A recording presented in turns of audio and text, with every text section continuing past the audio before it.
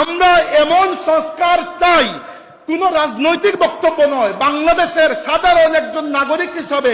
এই সংস্কার চাচ্ছি যেন আমার ঘর থেকে বিনা ওয়ারেন্টে আমাকে কেউ ধরে নিয়ে যেতে না পারে, যেন কোনো মানুষকে রাস্তায় পশু পাখির মতো কেউ গুলি করে হত্যা না করে, সে যে রাজনৈতিক দলের হোক না কেন।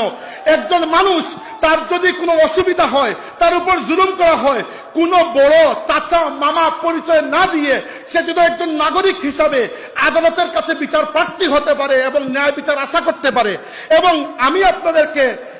আজকে এই কথা জিম্মাদারি দিয়ে বলছি, আল্লাহর কসম, আল্লাহর দিন, আল্লাহর শরিয়া ছাড়া এইরকম ন্যায় অন্য কোনো ব্যবস্থা দিতে পারে নাই। দুনিয়াতে সবই দেখেছি, কমিউনিজমের ইতিহাস পড়েছি, ক্যাপিটালিজম দেখেছি, কিন্তু আল্লাহর দিন ইসলাম সাহাবায়ে কেরাম থেকে নিয়ে পরবর্তী শত শত বছর পর্যন্ত এই পৃথিবীতে মুহাম্মদুর রাসূলুল্লাহর নিয়ে আসা যে দিন, যে নূর দুনিয়াতে ছড়িয়ে দিয়েছিল, যে ন্যায় নীতি প্রতিষ্ঠা করেছিল, অন্য কোন তন্ত্রমন্ত্র দিয়ে সেই ন্যায় নীতি কখনো প্রতিষ্ঠা করা সম্ভব নয়।